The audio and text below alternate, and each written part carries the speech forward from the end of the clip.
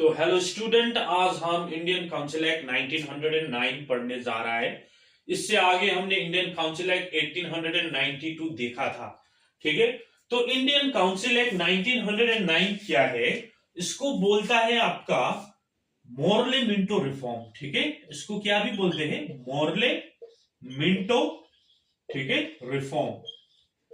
ठीक है, इसको क्यों मोर्ले मिंटो रिफॉर्म बोल दिया? क्योंकि मोर्ले जो था वो secretary of state for India था।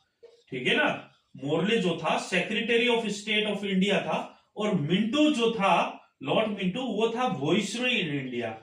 ठीक है, तो ये दोनों का मिलके ये एक्ट में क्या किया, काम किया। ठीक है ना, रिफॉर्म कर दिया। ये दोनों ने क्या कर दिया, इंडिया की डिमांड वगैरह को क्या कर दिया, फुलफिल कर दिया। इसीलिए इसको मोर्ले मिंटो रिफॉर्म भी कहा है। ठीक है ना, इसको मोर्ले मिंटो रिफॉर्म कहा है क्योंकि मोर्ले सेक्रेटरी ऑफ स्टेट था और मिंटो क्या था, वॉइसरॉय था। तो इससे जानने के आगे, मोर्ले मिंटो रिफॉर्म जानने के आगे हम लोग को क्या होना जरूरी है, एक बैकग्राउंड होना जरूरी है।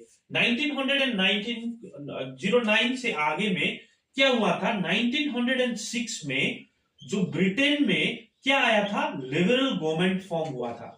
ठीक है, ब्रिटेन में लिबरल गवर्नमेंट फॉर्म हुआ था। तो लिबरल गवर्नमेंट फॉर्म होने की वजह से क्या इंडियन लोग क्या एक्सपेक्ट कर रहे थे कि अब लोग हमको क्या मिलेगा, फ्रीडम मिलेगा। ठीक है ना, ज्यादा छूट मिलेगा। ठीक है ना, ज्यादा छूट मिलेगा और ज्यादा हम लोग को क्या मिलेगा, आजादी मिलेगा, लिबर्टी हम लोग को अब ज्यादा मिलेगा शायद। क्योंकि लिबरल गवर्नमेंट कहां पर आया है, ब्रिटेन में आया है 1906 में। तो 1906 में इंडिया में भी एक कुछ हुआ था, मुस्लिम लीग फॉर्म होके आया था, मुस्लिम लीग उभर के आया था। ठीक है, मुस्लिम लीग। तो ये मुस्लिम लीग ने क्या डिमांड कर दिया कि मुस्लिम लोग बोल रहा था, मुस्लिम लीग बोल रहा था कि हम लोग को क्या देना पड़ेगा, आप लोग को सेपरेट इलेक्टोरेट। ठीक है ना, सेपरेट इलेक्टोरेट। तो सेपरेट इलेक्टोरेट का मतलब क्या है? यदि एक कॉन्स्टिट्यूंसी में 100 आदमी है और ये 100 में आपका 65 मुस्लिम हो गया, आपका 30 आपका क्या हो गया, आपका हिंदू हो गया, ये मुस्लिम हो गया, और 30 हिंदू हो गया, और यदि 5 अदर्स हो गया, ठीक है ना, 5 अदर्स हो गया, तो ये कॉन्स्टिट्यूएंसी में खाली मुस्लिम ही वोट में क्या हो जाएगा, ये 65 खाली क्या हो जाएगा, कंटेस्ट करना पाएगा, वोट में उठना पाएगा। ठीक है ना, वोट में कंटेस्ट कौन कर पाएगा, खाली ये 65 लोग कंटेस्ट कर पाएगा। और वोटिंग राइट भी किसको खाली होगा, मुस्लिम को खाली होगा। वोटिंग राइट भी किसको खाली होगा, मुस्लिम को होगा। ठीक है ना, और दूसरे लोग जो हिंदू और अदर रिलीजन के जो यहाँ पर रहते थे उस लोग को नहीं होगा, लेकिन मुस्लिम को खाली वोटिंग राइट मिलेगा और मुस्लिम ही खाली वोट में कंटेस्ट कर पाएगा। तो ये था सेपरेट इलेक्टोरेट का मामला। ठीक है ना, तो सेपरेट इलेक्टोरेट कौन डिमांड कर रहा था, मुस्लिम लीग डिमांड कर रहा था, और इंडिया में। ठीक है, ये कहां पर हुआ है, इंडिया में। और इधर ब्रिटेन में क्या हो रखा था, ब्रिटेन में लिबरल गवर्नमेंट आया था। तो इंडियन लोग क्या एक्सपेक्ट कर रहे थे, लिबर्टी एक्सपेक्ट कर रहा था। ठीक है, और ज्यादा फ्रीडम भी हम लोग को क्या मिलेगा, इंडिया में मिलेगा बोल के ये लोग एक्सपेक्ट कर रहे थे। और ये लोग क्या भी कर रहे थे, ये मुस्लिम लीग क्या भी कर रहे थे, जो वॉइसरॉय के एग्जीक्यूटिव काउंसिल हुआ करते थे ना, जो वॉइसरॉय के एग्जीक्यूटिव काउंसिल हुआ करते थे, जहां पर वॉइसरॉय रहते था और +6 एग्जीक्यूटिव काउंसिल रहता था। ठीक है, ये एग्जीक्यूटिव फंक्शन के लिए। तो ये एग्जीक्यूटिव काउंसिल में क्या करना पड़ेगा, इंडियंस को भी इंक्लूड करना पड़ेगा। ठीक है, इंडियंस को भी इधर इंक्लूड करना पड़ेगा, ये बोल के किसका डिमांड था, मुस्लिम लीग का डिमांड था। ठीक है, एग्जीक्यूटिव काउंसिल में भी इंडियंस, और वो क्या होना चाहिए, मुस्लिम होना चाहिए। ठीक है, ये मुस्लिम होना चाहिए बोल के वो लोग का डिमांड था। तो यही डिमांड के देकर, और इंडिया में क्या हो रहा था, एक्सट्रीमिस्ट, ठीक है ना, मॉडरेट्स, जो पार्टीशन ऑफ बंगाल भी हुआ था 1905 में। ठीक है, 1905 में क्या भी हुआ था, बंगाल के पार्टीशन भी हुआ था, बंगाल के पार्टीशन भी हुआ था। तो क्या हो रखा था, बहुत लोग, बहुत क्या हुआ था, एंग्री हो रखा था। ठीक है ना, और इधर एक्सट्रीमिस्ट मॉडरेट जो था वो राइज कर रहा था इंडिया में। ठीक है, तो इंडिया में क्या कर रहा था, एक्सट्रीमिस्ट जो होता था, एक्सट्रीमिस्ट भी बहुत राइज कर रहा था। ठीक है ना। मॉडरेट्स भी बहुत क्या था, एंग्री था, कॉन्फ्लिक्ट था एक्सट्रीमिस्ट और मॉडरेट के बीच में, ठीक है। तो पार्टीशन ऑफ बंगाल के कारण बहुत एंगर था और नेशनलिज्म भी बहुत राइज कर रहा था, ठीक है, नेशनलिज्म भी बहुत राइज कर रहा था 1905 से। तो क्या लगने लगा ब्रिटिश को, अब क्या लगने लगा, हम लोग भारतीय को क्या दे सकते हैं, थोड़ा कंसेशन दे सकते हैं, ठीक है। कंसेशन मतलब थोड़ा हम लोग फ्रीडम देंगे, लेकिन फुल पावर हम नहीं देंगे, ठीक है। फुल पावर हम लोग नहीं देंगे, लेकिन थोड़ा कंसेशन अब हम क्या कर सकते हैं, इंडियंस को, भारतीय लोग को हम दे सकते हैं बोल के ऐसा सोच आया था। जैसा आप लोग को एक एग्जांपल में दूंगा, ब्रिटिशर्स ने 1909 में भारतीय को डॉट पेन तो दे दिया, लेकिन डॉट पेन का इंक नहीं दिया, ठीक है। मार्कर तो दे दिया, लेकिन ये मार्कर का इंक नहीं दिया। ऐसा करके थोड़ा बहुत पावर जो है, जो ब्रिटेन ने दे दिया इंडिया को, ठीक है। तो डिमांड ये था, मुस्लिम लीग का डिमांड था, और आप लोग का जो, ठीक है, नेशनलिज्म एक्सट्रीमिज्म वो राइज हो रहा था, और लिबरल गवर्नमेंट आया था ब्रिटेन में। तो इसलिए ये बैकग्राउंड हो गया 1909 का। आप लोग नोट करिए, नोट्स तो आप लोग को मिलेगा, चिंता मत करिए, ठीक है। तो ये बैकग्राउंड था।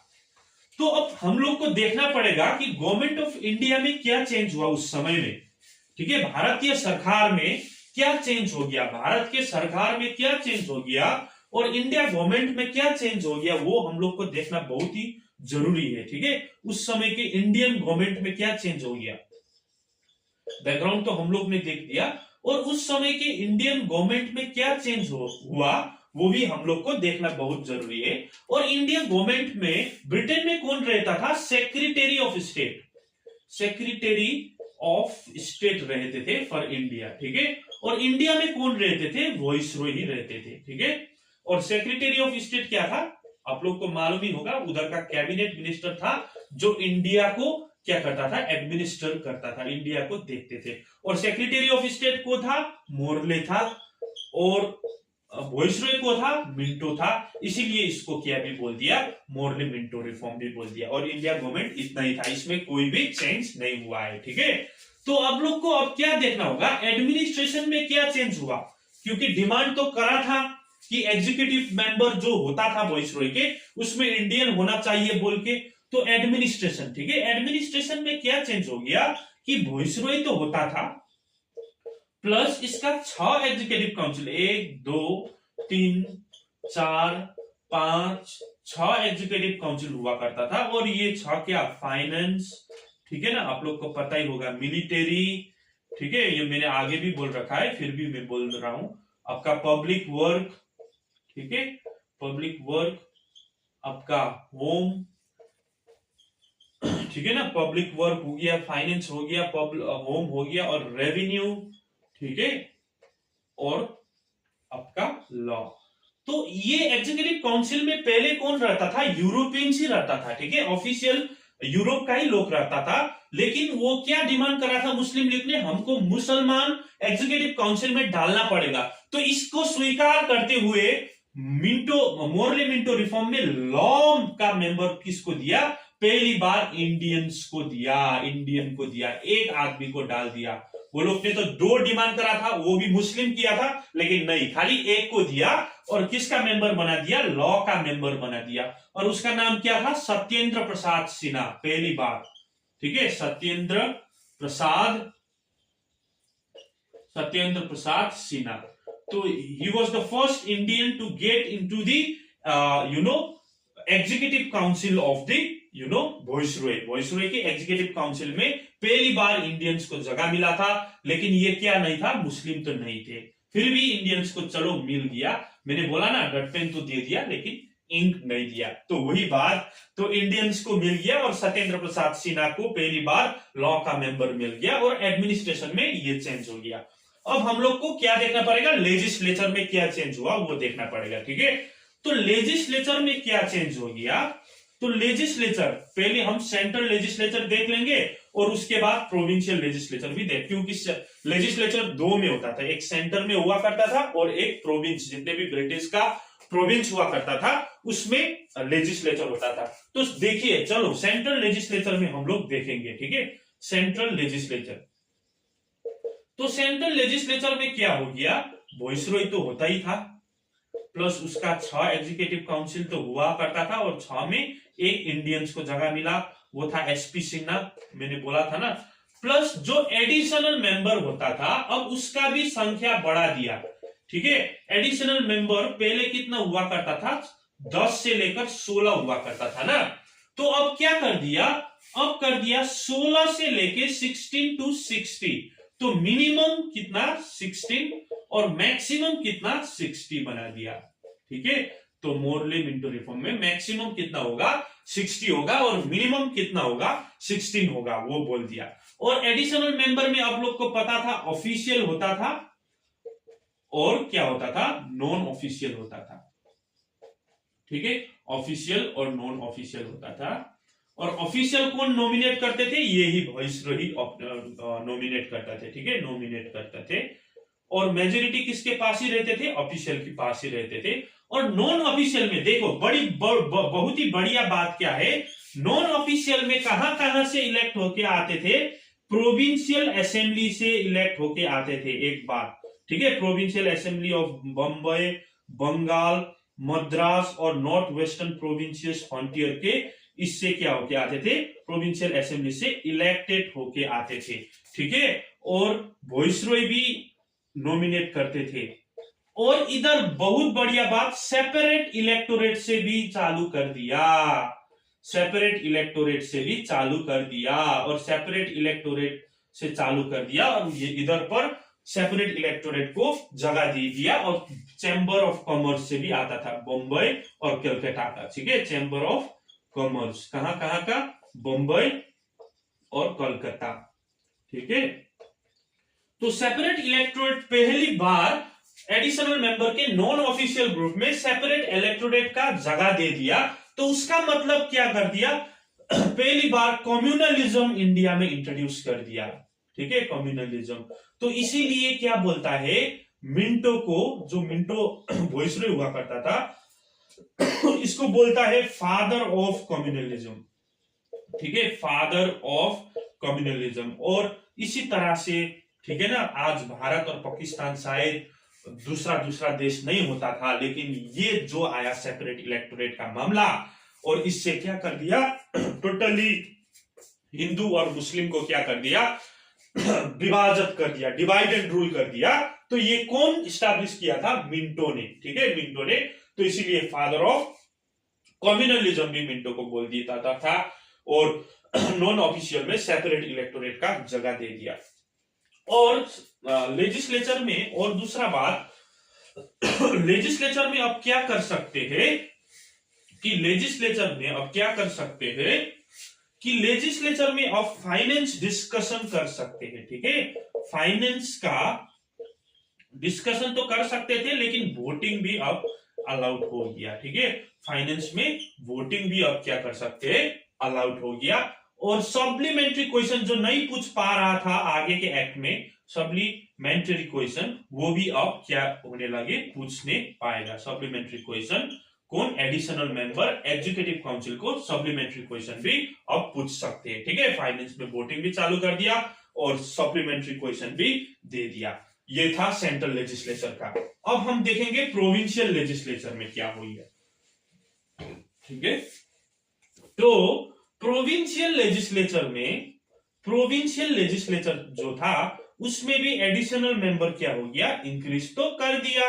प्रोविंशियल लेजिस्लेचर में भी एडिशनल मेंबर क्या कर दिया, इंक्रीज कर दिया। और प्रोविंस भी अब क्या होने लगे, पहले तो बंबई, मद्रास, बंगाल वो हुआ करता था ना, अब क्या कर दिया, 7 प्रोविंशियल बना दिया, ठीक है ना। 7 जगह में प्रोविंशियल लेजिस्लेचर बना दिया।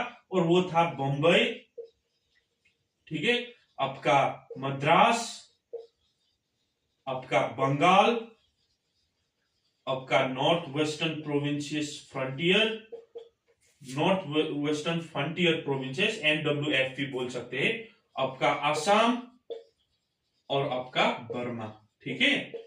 और 7 जगह में प्रोविंशियल लेजिस्लेचर का इंट्रोडक्शन कर दिया, 7 जगह में प्रोविंस बना दिया।